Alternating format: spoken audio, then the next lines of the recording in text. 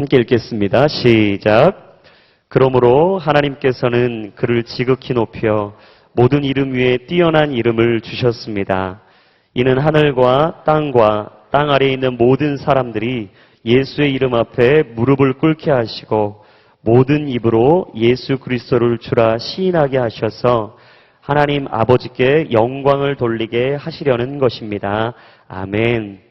오늘 빌립보서 2장 9절에서 11절까지 말씀으로 예수 열방의 소망이라는 제목, 우리 김승수 목사님께서 하나님의 은혜를 선포해 주실 때 큰 은혜 받으시게 되길 바랍니다.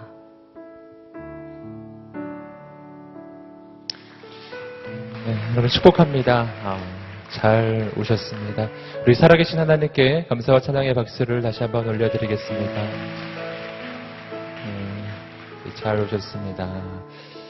우리 좌우에 있는 분들 축복하면서 한번 말씀해 주시겠습니다. 하나님께서 당신을 통해 놀라운 일을 이루실 것입니다. 또 말씀해 주세요. 하나님을 기대하십시오. 오늘 이 밤이 그렇게 하나님을 기대하는 밤이 되기를 소망합니다. 그때 하나님께서 놀랍게 역사하실 줄 믿습니다. 함께 기도하고 하나님 말씀 나누겠습니다. 하나님, 오늘 이 밤에 임하여 주십시오. 말씀하여 주십시오. 주님의 음성을 들려주십시오. 하나님 아버지, 그 말씀이 우리의 인생이 다시 한번 세워지게 하여 주시고, 오늘 우리가 기도하며 잡혀 나갈 때 살아계신 하나님을 만나게 하여 주시옵소서. 오직 예수 그리스도의 그 이름의 능력이 나타나는 이 밤 되기를 소망합니다. 감사하며 예수님의 이름으로 기도드립니다. 아멘. 예수 열방의 소망이라고 하는 그 제목을 가지고 함께 하나님의 말씀을 나누고자 합니다. 오늘 이 제목이 얼마나 좋은지 모르겠습니다. 예수 열방의 소망. 오늘 우리가 찬양도 하셨죠? 예수 열방의 소망. 할렐루야. 네. 제가 좋아하는 찬양이에요.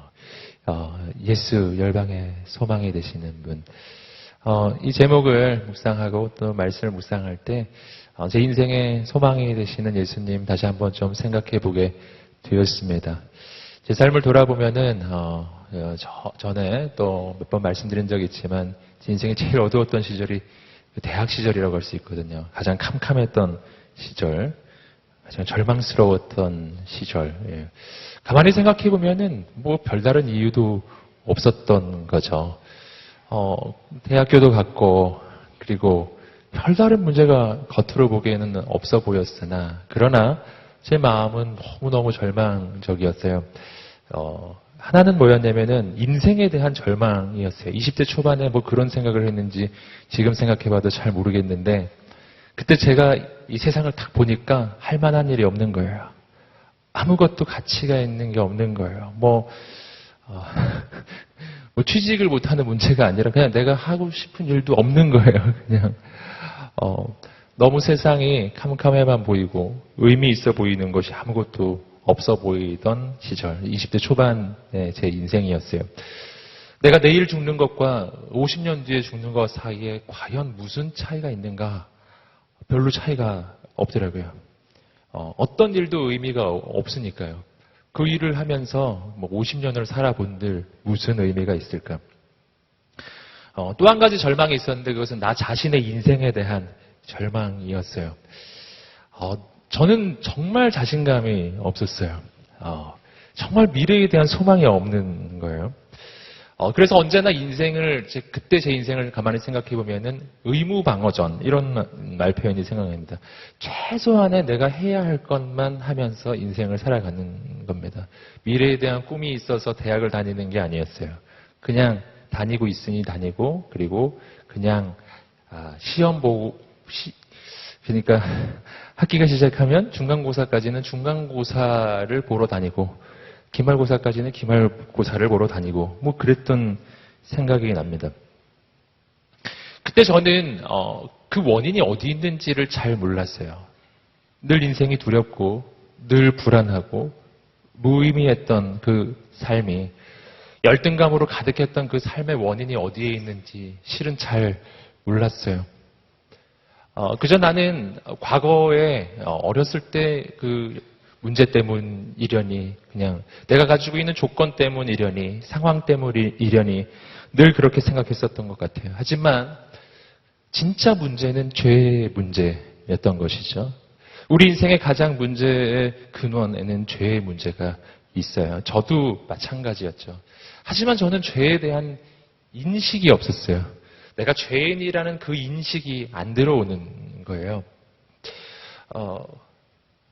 다만 나중에 제가 그 한 책을 통해서 알게 되었는데 죄에 대한 인식은 없을지라도 그러나 우리가 인식되는 것이 있는데 그것은 죄의 증세는 인식이 된다는 겁니다. 그래서 내가 죄인이라는 것이 깊게 느껴지는 것은 사실은 시간이 좀 걸리는 일이에요. 왜냐하면 그것은 하나님 역사하셔야 일어나는 일이기 때문이에요. 보통 인간들은 죄에 대한 인식이 무디어져 있습니다. 보통은. 그래서 내가 죄인이라고 말하기 쉽지 않아요.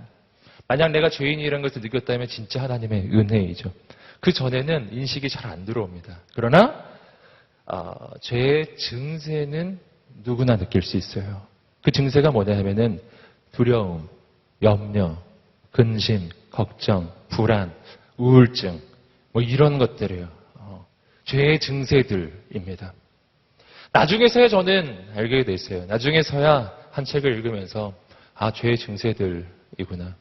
그때서야 저는 이것 하나는 인정하게 됐어요. 내 인생에 내가 죄인이라는 것이 깊이 인식이 잘 되진 않는데 하지만 내 인생에 죄의 증세가 있다는 건 알겠다.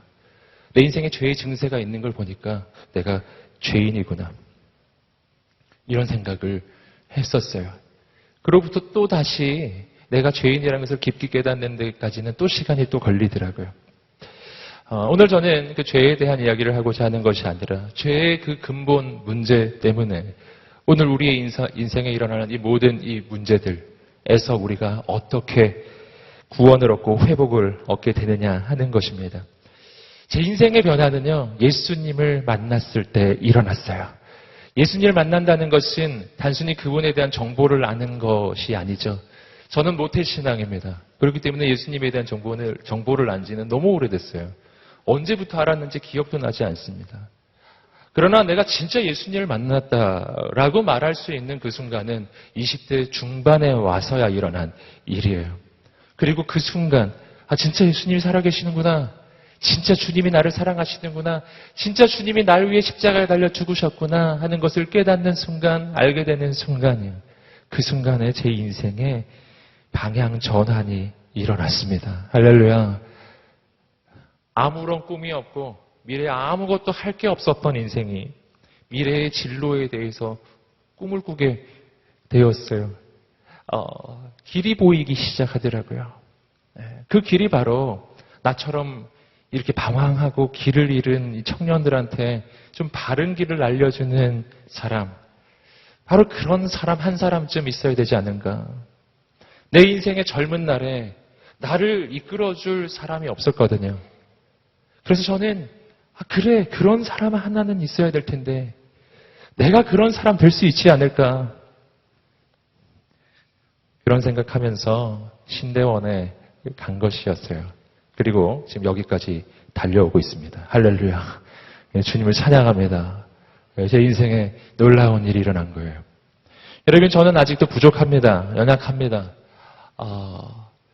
때로는 불확실합니다. 하지만 저는 지금 한 가지 확신하는 거 있어요. 그것은 뭐냐면은 나는 부족하지만 하나님은 부족하지 않으신다는 거예요. 나는 불확실할 수 있으나 하나님은 확실하신 분이시라는 것입니다. 나는 실수할 수 있지만 하나님은 완전하신 분이십니다. 그분이 나를 붙잡아 주신다는 것입니다. 예수 만난 이후에 나는 실수도 하지 아니하고 나는 뭐 실패도 하지 아니하는가? 그렇지 않죠. 그럴 수 있어요. 하지만 중요한 것은 내가 예수를 믿은 다음에는요, 내 인생이 예수님의 그 손 안에 있다는 것입니다. 쓰러질지라도 주님이 나를 다시 일으키실 것입니다. 여러분, 용기를 내시기를 주님으로 축복합니다. 마치 뭐하고 비슷하냐면 베드로가 예수님이 물 위에 서 계신 것을 보고 그 물 위를 걸어갈 생각을 하잖아요. 근데 주님 나로 명하여 여기를 걸어가게 해주십시오. 오라 말씀하실 때 걸어가다가 빠졌어요. 그죠? 빠졌어요. 베드로도 실수했다니까요. 하지만 중요한 게 있어요. 거기 예수님이 계셨어요. 절대로 빠져 죽지 않아요. 할렐루야. 이것이 바로 예수 바깥에서 내가 실패하는 인생이 되는 것과 예수 안에서 내가 때로 실수하는 것 사이의 차이점이에요. 여러분, 예수님을 믿으십니까? 예수님을 여러분 당신의 구원자로 영접하셨습니까? 여러분, 그렇다면은 낭망치 않으시기를 주님으로 축복합니다.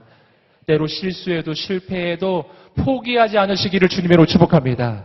주님께서 당신을 다시 건지실 것입니다. 일으키실 것입니다. 저는 오늘 이렇게 소망이 되시는 예수님에 대해서 함께 나누고자 합니다. 예수님의 그 이름, 열방의 소망이 되시는 그 이름은 세 가지 중요한 영적인 의미 그리고 영적인 가치를 가지고 있습니다. 첫 번째, 예수님의 이름은 구원의 이름입니다. 함께 따라해 볼까요? 예수 구원의 이름. 예수님은 구원의 이름이에요. 빌립보서 2장 6절부터 8절까지 말씀입니다. 빌립보서 2장 6절부터 8절입니다. 시작. 그분은 본래 하나님의 본체셨으나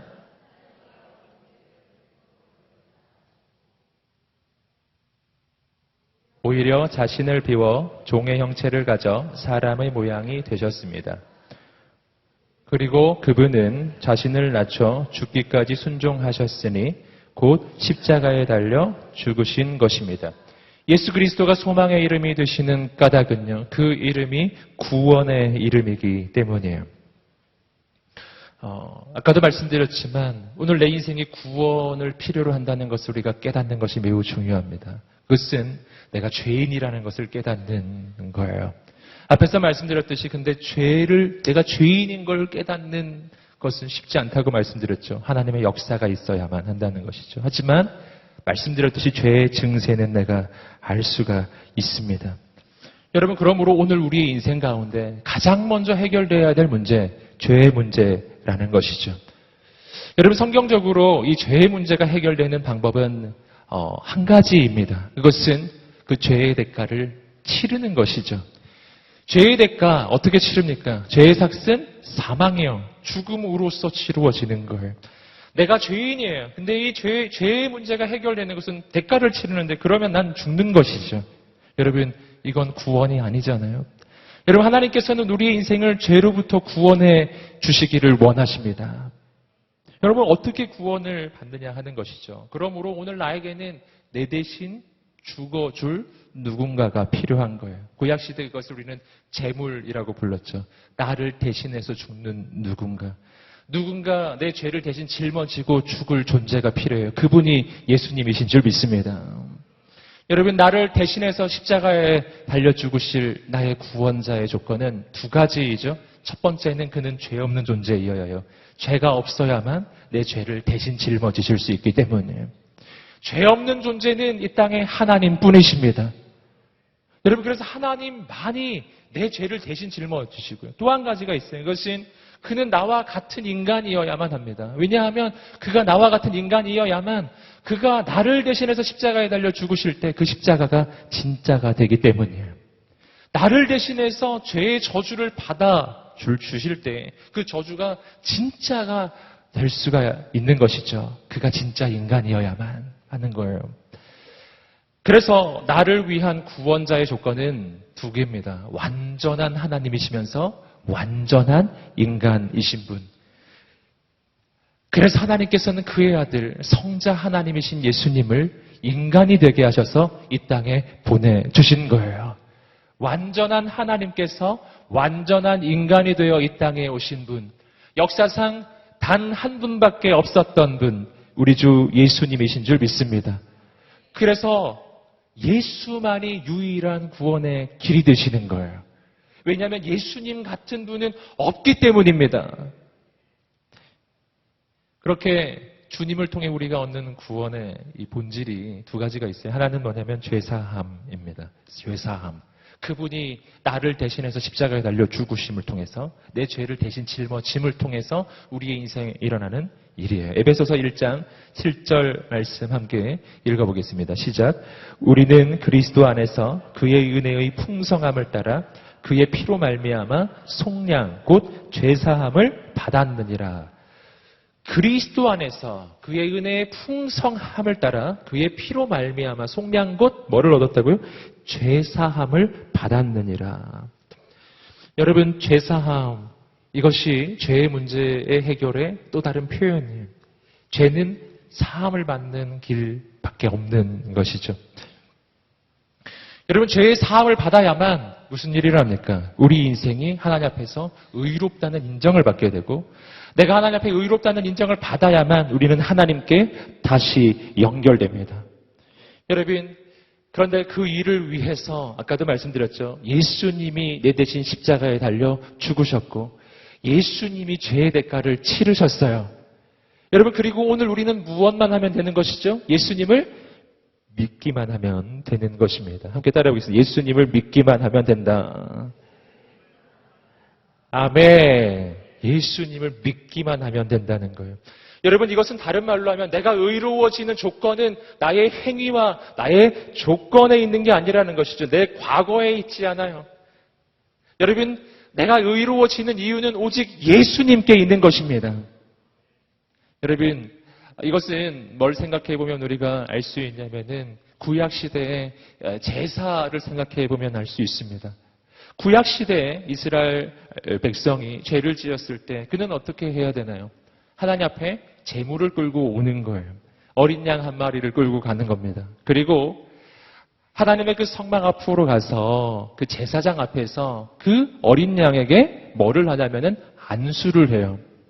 그 안수를 하는 행위를 통해서 무슨 일이 일어나는가? 내가 가지고 있는 모든 죄가 이 제물인 이 어린 양에게 전가돼요. 내 죄가 이 어린 양에게 다 전가, 그쪽으로 다 옮아가는 겁니다. 그러면 이제 내 죄를 이 양이 대신 짊어진 거예요. 그리고 어떻게 합니까? 그 양을 죽이는 거예요. 그리고 그 피를 흘리고 그 제물을 하나님 앞에 바치는 겁니다. 이것이 구약시대의 제사제도의 가장 그 단순하게 설명하면 이렇게 설명해 볼 수가 있어요. 여러분, 그리고 그 사람은 어떻게 됩니까? 그 양이 죽고 나서 그 사람은 집으로 돌아가요. 그 양을 끌고 올 때 그는 죄인으로 그 성막에 왔지만 그 양이 그 사람을 대신해서 죽고 대신 피를 흘린 다음에 돌아갈 때는 어떻게 돼서 돌아가는 것이죠?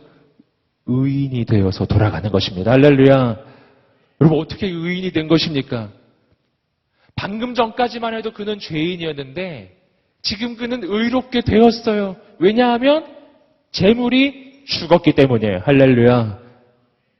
여러분, 누군가 그에게 와서 이렇게 말해요. 당신은 죄의 사함을 받았습니까? 라고 물어보면 그는 뭐라고 답할까요? 네, 전 죄의 사함을 받았어요. 아니, 당신이 어떻게 죄의 사함을 받은 겁니까? 오늘 아침만 해도 완전 실수하던데. 어떻게 죄의 사함을 받은 겁니까? 아직 성격도 더러운데. 여러분, 그러면 그 사람은 뭐라고 대답해야 될까요? 뭐라고 대답해야 될까요? 아니에요, 전 이제 착해졌어요. 이렇게 답할까요? 아니에요, 그건 답이 아니라고요. 저 이제 성격 좋아졌어요. 그것도 답은 아니에요. 답이 뭐죠? 아까 성막에서 내 대신 저 양이 죽었어요. 할렐루야.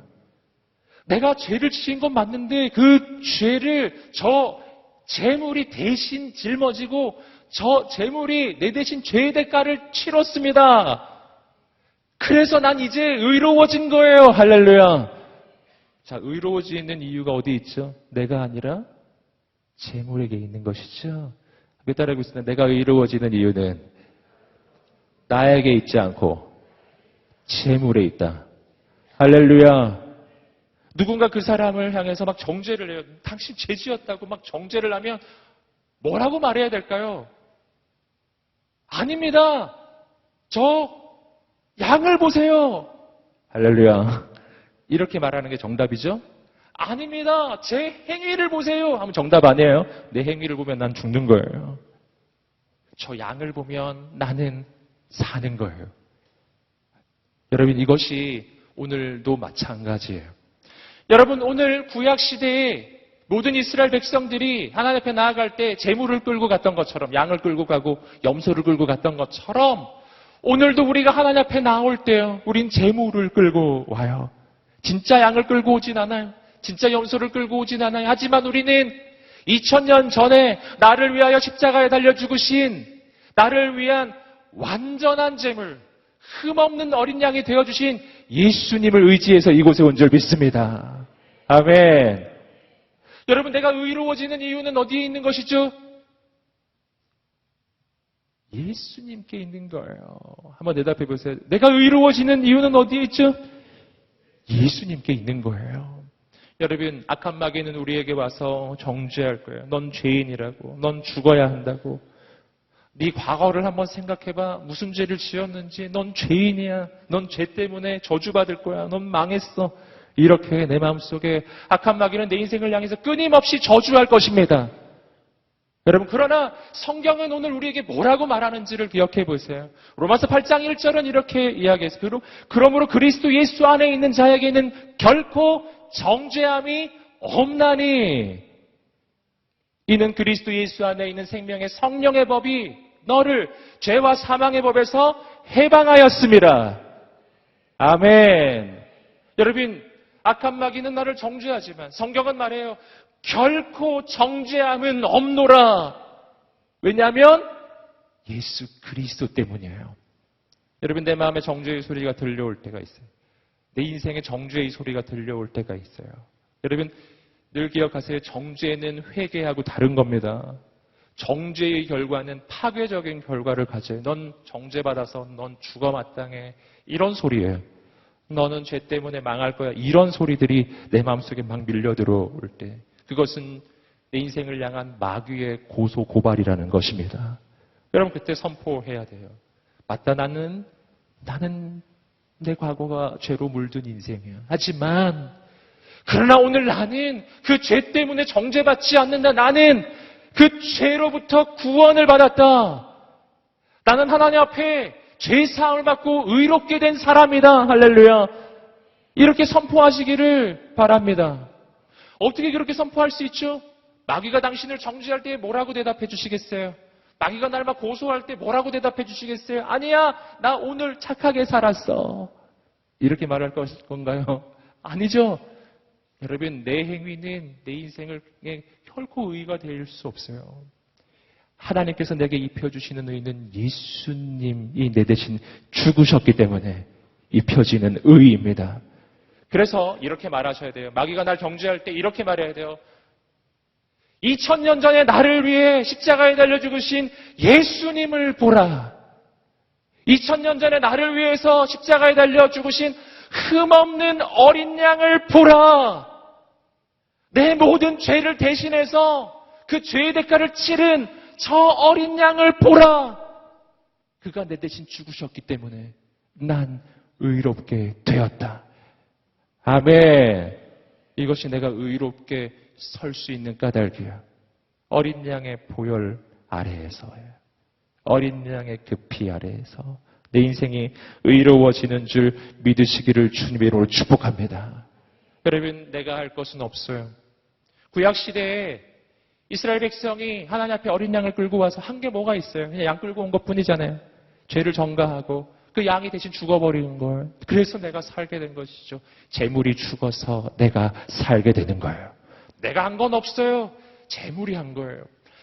내가 오늘 살게 되었어요. 내가 한 게 없어요. 예수님이 다 하셨습니다. 내가 살게 되었어요. 왜 살게 된 거죠? 예수님이 내 대신 죽으셨기 때문이에요. 할렐루야. 여러분, 그래서 예수님과 나 사이에 위대한 교환이 일어났어요. 예수님은 하나님의 아들로서 죄의 종이었던 나를 대신해서 죄인의 자리로 자신을 낮추셨습니다. 이것이 오늘 본문이 말하는 거죠. 하나님의 아들이 근본 하나님의 본체시나 그러나 하나님과 동등됨을 취하지 아니하시고 인간의 자리로 자기를 낮추시고 다시 죽음의 자리까지 자기를 낮추세요. 여러분, 하나님의 아들이신 예수님이 나를 대신해서 죄인의 자리로 자기를 낮추셨기에 죄인의 자리에 있던 내가 하나님의 아들의 자리로 올라가게 된 줄 믿습니다. 생명 되신 주님이 내 대신 죽음의 자리로 내려오셔서 나는 생명 되신 주님의 자리로 올라가 내 인생이 생명을 얻게 된 줄 믿습니다. 놀라운 교환이 일어났어요. 주님과 나 사이에 정확하게 위치 바꿈이 일어난 겁니다. 마치 왕자와 거지 그 전래, 왕자와 거지 그 스토리에서 왕자와 거지의 위치가 바뀌는 거하고 되게 비슷해요. 저는 여러분 격려하고 축복합니다. 우리 인생이 그렇게 예수 안에서 새로워졌다는 것을 믿으시기를 주님으로 축복합니다. 여러분 그렇게 죄의 사함을 받을 때 우리 인생에 일어나는 일이 있어요. 그때 죄의 증세가 사라져요. 그러니까 말씀드렸죠. 죄의 증세가 뭐라고요? 두려움, 염려, 근심, 불안, 걱정, 초조, 열등감, 불면증, 두려움. 여러분 이러한 것들은 여러분 죄의 증세예요. 그러한 것들은 결코 하나님이 주시는 것들이 아니에요. 여러분 그래서 죄의 문제가 해결되기 시작할 때요. 내 인생에서 사라지기 시작해요. 그런 것들이 사라지기 시작해요. 두려움이 사라지기 시작해요. 할렐루야. 염려가 사라지기 시작합니다. 걱정이 사라지기 시작합니다. 우울증이 사라집니다. 불면증이 사라집니다. 할렐루야. 할렐루야. 여러분 근원적 문제가 해결됐기 때문이에요.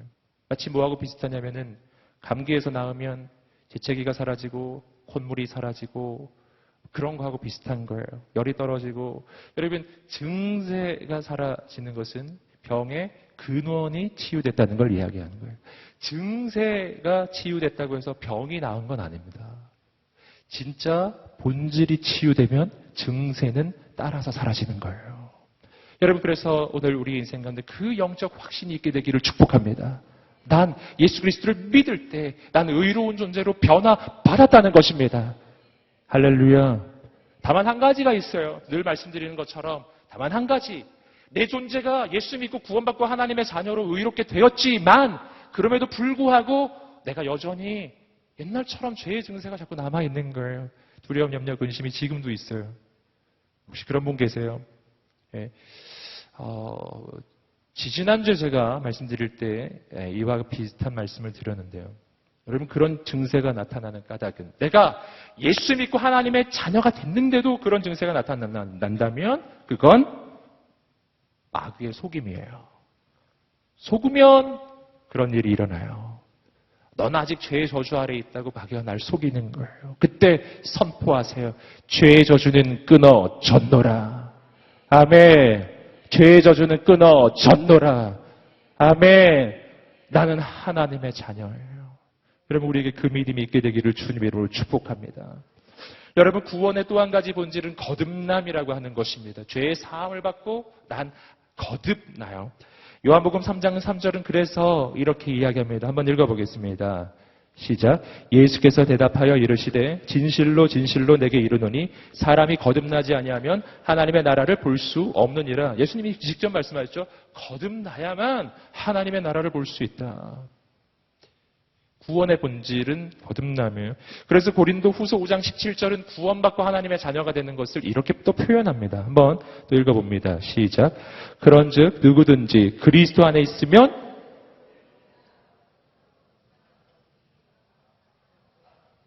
아멘. 여러분 예수 그리스도의 십자가는 우리에게 구원의 본질에 대해서 말해주는 거예요. 예수 그리스도의 그 십자가와 부활은요. 내가 구원받았을 때 내 인생에 일어나는 일이라고요. 예수님이 십자가에 죽으실 때 나도 주님과 함께 죽은 것입니다. 내가 그리스도와 함께 십자가에 못 박혔나니 갈라디아서 2장 20절. 예수님이 십자가에 못 박히실 때 나도 못 박힌 거예요.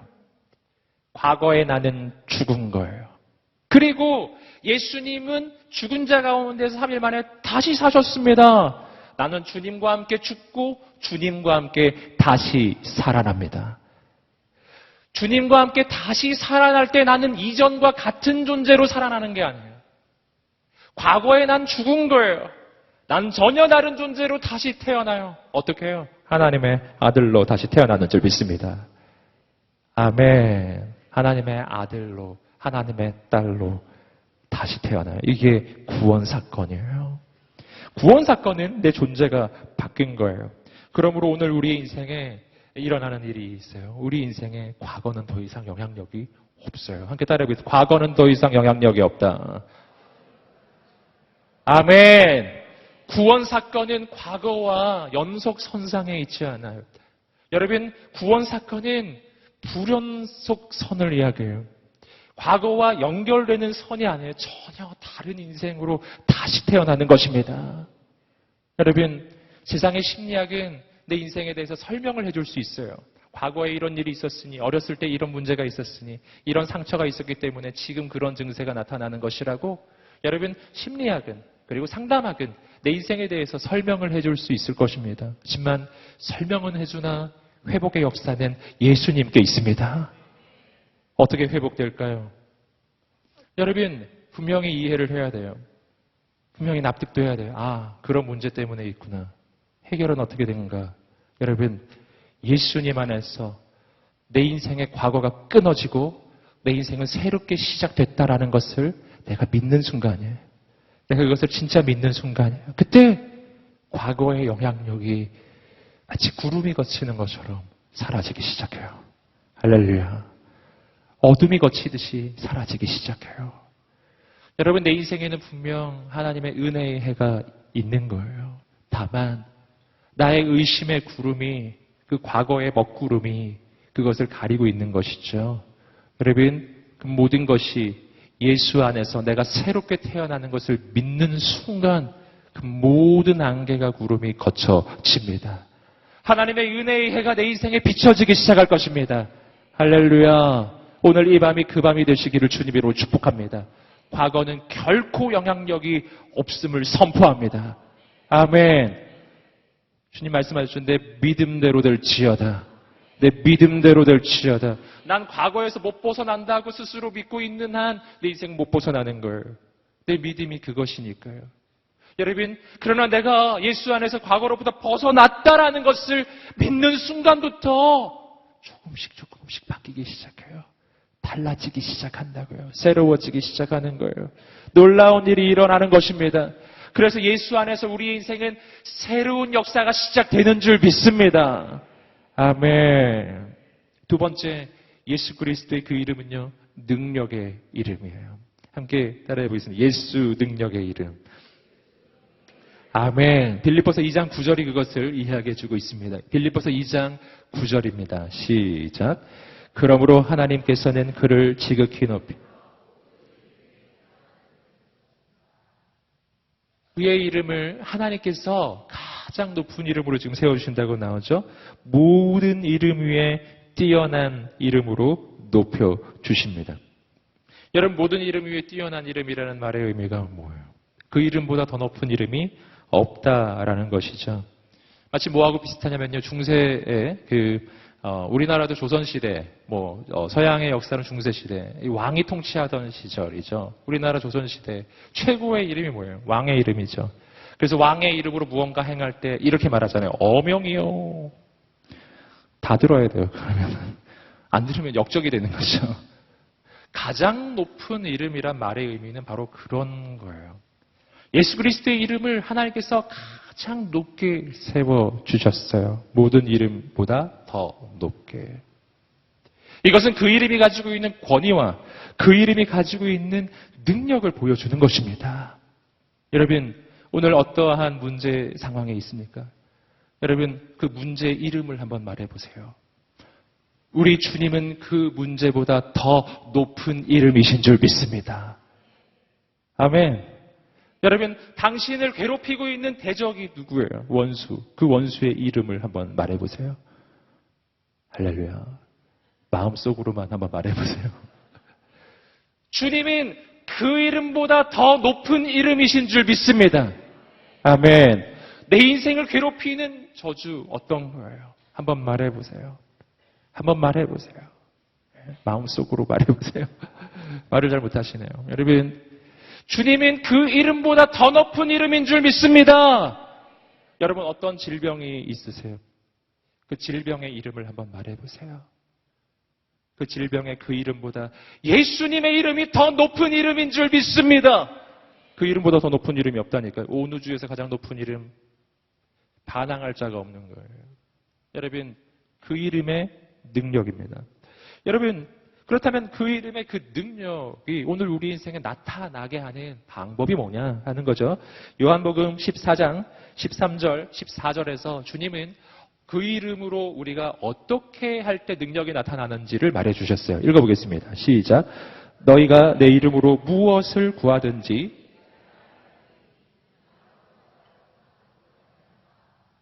영광을 받으시게 하려 함이라. 내 이름으로 무엇이든지 구하면 내가 행하리라. 자, 그 이름의 능력이 가장 높은 이름인데요. 그 이름의 능력을 내가 경험하는 방법은 그 이름으로 구하는 거예요. 함께 외쳐보겠습니다. 예수님의 이름으로 구하라. 아멘. 그러면 하나님의 역사가 일어나기 시작해요. 여러분, 성경이 끊임없이 우리에게 이야기하는 거죠. 구하라는 것이죠. 그런데 어떻게? 그냥 구하지 말고 예수님의 이름으로 구하라라는 거예요. 마치 뭐하고 비슷하냐면은 그런 거죠. 어명이요. 이렇게 하는 거하고 비슷한 거예요. 그러면은 하나님의 역사가 일어납니다. 그런데 자, 예수님의 이름으로 구할 수 있는 사람은 그럼 누군가?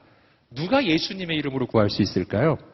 요한복음 14장 13절, 14절을 아까 읽으셨는데 그 앞구절이 있어요. 요한복음 14장 12절에서 누가 구할 수 있는지 설명이 하나 나옵니다. 한번 읽어보겠습니다. 요한복음 14장 12절입니다. 시작. 내가 진실로 진실로 너희에게 이르노니 나를 믿는 자는 내가 하는 일을 그도 할 것이요 또한 그보다 큰 일도 하리니 이는 내가 아버지께로 감이라. 자, 12절부터 13, 14로 이어지는 거예요. 나를 믿는 자는 내가 하는 일을 그도 할 것이요 이보다 더 큰 일도 하게 되리라. 아멘. 자, 주님이 하신 일보다 더 큰 일을 할 수 있는 그 파워, 그 능력이 바로 아까 읽으셨던 13, 14절이에요. 예수님의 이름으로 구하라. 그럼 역사가 일어나리라. 그런데 자, 아까 읽으셨던 구절 다시 한번 떠올려 보세요. 그런데 누가 그런 일을 할 수 있다고 12절에 나왔습니까? 나를 믿는 자는, 나를 믿는 자는. 할렐루야. 함께 따라하고 있어요. 예수님을 믿는 사람이 예수님의 이름으로 구할 수 있다. 아멘. 예수님을 믿는 사람만이 예수님의 이름으로 구하는 거예요. 그러니까 예수님을 믿지도 않으면서 예수님의 이름으로 한다고 해서 뭐가 능력이 나타나진 않아요. 예수님의 이름이라는 것은 주문이 아니거든요. 주문 외우는 게 아니고 이것만 하면 무슨 비밀이 열리는 것처럼 무슨 영화에서 나오듯이 무슨 주문만 외우면 막 기적이 일어나는 그런 게 아니라고요. 예수님의 그 이름의 능력이 생기려면 내 안에 예수님을 향한 믿음이 있어야 하는 줄 믿습니다. 자, 근데 여기서 한 발짝 더 가보겠습니다. 그렇다면 예수님을 믿는 사람은 어떤 사람이길래 그런 능력이 나타나는가? 요한복음의 말씀에는 그 이름을 믿는 자가 어떤 존재인지를 보여주는 구절이 있어요. 요한복음 1장 12절 말씀입니다. 요한복음 가장 앞부분에 나오는 말씀 읽어보겠습니다. 시작. 영접하는 자, 곧 그 이름을 믿는 자들에게는 하나님의 자녀가 되는 권세를 주셨으니 영접하는 자, 곧 그 이름을 믿는 자에게는 무슨 권세? 하나님의 자녀가 되는 권세를 주셨으니 믿는 자는 하나님의 자녀라는 거예요. 예수 그리스도를 믿을 때 우리의 인생은 하나님의 자녀로 거듭나는 줄 믿습니다. 자, 그러므로 이 구절들을 쭉 연결해서 한번 생각해 보세요. 예수 그리스도를 믿는 자, 그 사람만이 예수님의 이름으로 구할 수 있어요. 근데 예수님의 그 이름을 믿는 자는 누구라고요? 하나님의 자녀예요. 자, 하나님의 자녀이기 때문에. 자, 여기서 우리는 어떻게 우리가 하나님의 구할 수가 있게 되는 것인지, 어떻게 내가 예수님의 이름으로 구할 수가 있게 되는지, 여러분 그 까닭을 발견하는 거예요. 그 까닭은 예수 안에 있을 때 내 신분이 바뀌기 때문이에요. 어떻게 바뀌죠? 하나님의 자녀거든요. 함께 따라해 보시겠어요? 예수님을 믿을 때 나는 하나님의 자녀가 된다. 아멘. 자, 여기서 우리는 예수님의 이름으로 구한다는 것의 의미, 또 한 가지 의미를 발견할 수 있습니다. 자, 하나님의 자녀는 예수님의 이름으로 구할 수가 있게 돼요. 누구에게? 아버지에게 구할 수 있게 돼요.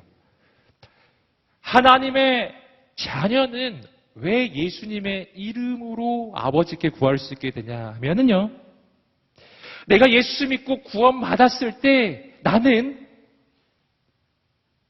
예수님이 가지고 있는 그 위치로 내 인생이 회복되기 때문이에요. 그 위치가 바로 하나님의 자녀라고 하는 위치입니다. 예수님은 누구시죠? 하나님의 아들이시죠. 할렐루야. 지금 제 말이 이해가 되고 계신가요? 예, 따라오고 계신가요, 여러분? 예수님의 이름으로 구할 때 능력이 있는 까닭은요, 예수님의 이름에 파워가 있기 때문인 것이 첫 번째 이유고, 또 한 가지 이유가 있어요. 그 까닭은 예수님의 그 이름은 아들의 이름이고요. 아들의 이름이라고요. 자, 아들이 아빠에게 구하면 아빠는 그 일을 반드시 합니다. 이것이 예수님의 이름으로 구한다는 말의 또 한 가지 의미예요. 예수님의 이름으로 구한다는 것은 아들의 이름으로 구하는 것입니다. 내가 아들의 이름으로 구할 수 있게 된 거예요. 왜냐하면 내가 아들이 되었기 때문이죠. 난 자녀의 이름으로 구할 수 있게 되었어요. 왜냐하면 내가 자녀이기 때문이에요. 그래서 여러분, 마태복음의 말씀은 이렇게 이야기하는 거예요. 마태복음 7장 7절입니다. 한번 읽어보겠습니다. 시작. 구하라, 그리하면 너희에게 주실 것이요. 찾으라, 그리하면 찾아낼 것이요.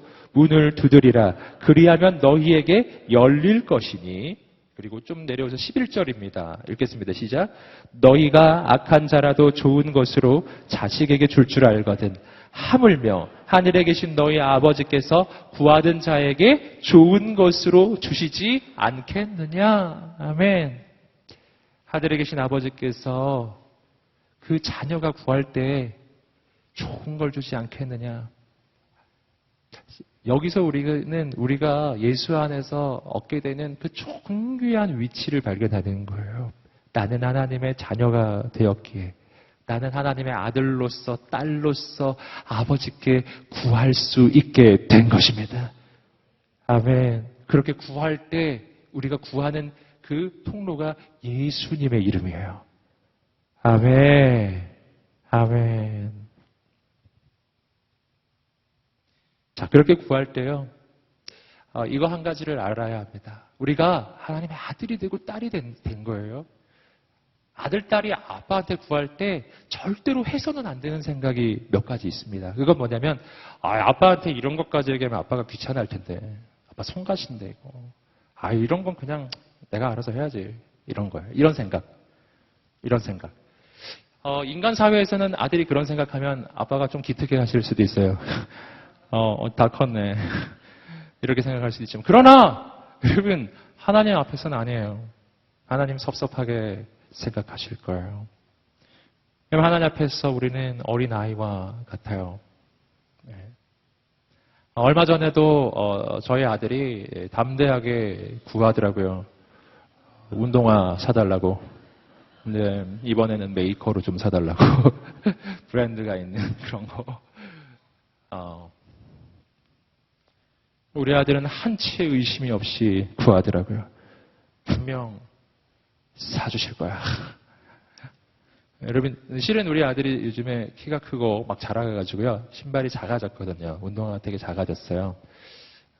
그래서 이제 꼭 새로 샀어야 했던 거예요. 근데 한번 생각해 보세요. 우리 아들이 운동화가 작아지고 막 발이 아파요, 요즘에. 근데 생각을 해보니까 아빠한테 운동화 사달라고 하면 아빠 귀찮고 성가시고 아빠 힘드실 텐데 그냥 작게 신지 뭐. 작게 신어야지, 그냥. 막 발가락 오므리고 다니는 거야. 근데 그러면 제가 어느 날 알게 됐어요, 그 사실을. 우리 아들이 발가락 오므리고 무슨 중국의 전족 하듯이 발 크기를 줄이려는지 그렇게 만약에 다닌다고 하면 한번 생각을 해보세요. 제가 그 사실을 알았어요. 그럼 제가 아들아, 너 다 컸구나. 네가 아빠를 이렇게 생각해주니 내가 고맙다라고 말할까요? 아니에요. 절대 그렇게 말하지 않을 거예요. 바보 같은 놈. 왜 말하지 않았니? 말을 하지. 그렇게 하지 않을까요? 또 다른 경우를 한번 생각해 보세요. 아들이 운동화를 사야 돼요. 근데 딱 보니까 아빠가 능력이 없는 거예요. 절대 사줄 능력이 없어 보여요. 절대로. 그래서 이 아들이 또 아까처럼 발가락 오므리고 만약 그렇다면은 아빠가 칭찬하겠어요? 아니죠. 너 왜 아빠를 믿지 못하니? 왜 아빠를 신뢰하지 않니? 왜 아빠에게 능력이 있다는 걸 믿지 않니? 이렇게 말하지 않겠어요? 여러분, 오늘 우리가 하나님 앞에 나아갈 때도 그렇단 말입니다. 저는 이렇게 말하는 사람 이야기 한번 들어본 적이 있어요. 뭐 그런 것까지 기도해요. 그런 건 제가 알아서 해야죠. 하나님 귀찮으시고 성가시고 전 세계 기도하는 사람들 되게 많은데 그거 다 하시려면 힘드실 텐데 나까지 괴롭히면 안 되시죠. 뭐 이런 쓸데없는 염려를 하시더라고요. 여러분, 그렇지 않아요. 이거 하나를 꼭 아셔야 돼요. 그래서 우리 집에서 아들에게 그 운동화와 또 실내화도 다 떨어져서 또 사주었는데 그거 가지고 우리 아들이 막 기뻐하고 좋아하더라고요. 실내화 신고 너무 기뻐서 집에서 계속 그 실내화 신고 다니더라고요. 막. 그걸 보면서 어떤 생각이 들까요? 기쁘잖아요. 즐겁잖아요. 여러분, 아들이 아빠에게 구한다라는 것은요, 아빠를 신뢰하는 신뢰의 표현이에요. 아빠를 믿는다는 그 믿음의 표현이고요. 그렇기 때문에 아들이 아빠에게 구하는 것은 아빠에게 부담이 아니라 그것은 아빠에게 기쁨이고 그건 아빠의 영광이에요. 아버지는 아들을 돌보는 것이 그에게 영광입니다. 할렐루야. 아버지는 아들이 잘 되어 가는 것이 아버지에게 영광이에요. 여러분, 이 믿음이 우리에게 있게 되기를 주님으로 축복합니다. 그래서 아버지가 말씀하시는 거예요. 구하라, 찾으라, 두드리라. 그러면 구할 것이다. 찾을 것이다. 문이 열릴 것이다. 분명하고 선명하게 말씀해 주셨잖아요. 구해라. 그러나 못 얻을 수도 있어. 이렇게 하지 않으셨다고요. 구하라. 주실 것이요. 찾으라. 찾을 것이요. 악한 자라도 좋은 것을 자녀에게 줄 줄 아는데 아버지가 안 주시겠냐? 아빠를 믿어라. 아빠를 믿어야 한다. 할렐루야. 옆 사람이 말해주세요. 아빠를 믿어야 합니다. 아멘. 우리 아버지 귀찮아하지 않으세요. 우리 아버지 진짜 좋은 아버지거든요. 우리 아버지가 좋은 분이에요. 함께 한번 가슴에 손을 얹고 말해보세요. 우리 아버지는 좋은 아버지입니다. 아멘. 세 번째, 예수 그 이름은 영광의 이름이에요. 함께 따라하고 예수 영광의 이름. 10절 11절 빌립보서 2장 10절 11절 읽어보겠습니다. 시작. 이는 하늘과 땅과 땅 아래에 있는 모든 사람들이 예수의 이름 앞에 무릎을 꿇게 하시고 하나님 아버지께 영광을 돌리게 하시려는 것입니다. 예수님의 이름을 하나님 아버지가 가장 높게 세워주셔서 모든 무릎이 그 이름 앞에 무릎을 꿇고 예수님의 이름을 주라고 시인합니다. 자, 이 장면은요, 한번 생각해 보세요. 예수님의 이름이 높여지고 있는 장면입니다. 하나님이 그렇게 해주신다는 거예요. 근데 그렇게 하면, 자, 누가 영광 받고 있죠? 예수님이 영광 받는 거잖아요. 자, 아들이 영광을 받는 것이죠? 아들의 이름이 높여지니까요. 그런데, 말씀 끝에 이 반전이 일어나는 것이죠. 예수님의 이름이 높여지면, 누가 영광 받는다고요? 아버지가 영광을 받아요. 할렐루야. 자, 이 영광의 아주 중요한 영적인 원리입니다. 하나님 아버지는 영광을 받으세요. 언제 영광 받는다고요? 예수님을 높이면 영광을 받아요. 아까 말씀드렸던 것을 조금 연결해서 생각해 보면, 자, 아들이 잘 되면 아버지가 영광을 받아요. 아들이 칭찬을 받죠? 아빠가 기뻐요. 할렐루야. 그거거든요. 아들 예수님의 이름이 가장 높이 올려질 때 아버지 하나님이 가장 기뻐하시고 그분이 가장 영광을 받으시는 줄 믿습니다. 할렐루야. 할렐루야.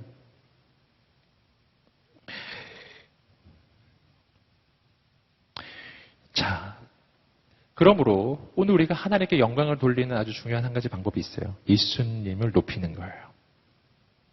아버지가 영광을 받으시고요. 여기서 한 발짝 더 한번 생각해 보겠습니다. 그렇다면 오늘 우리의 인생이 영광을 얻는 방법은 뭘까?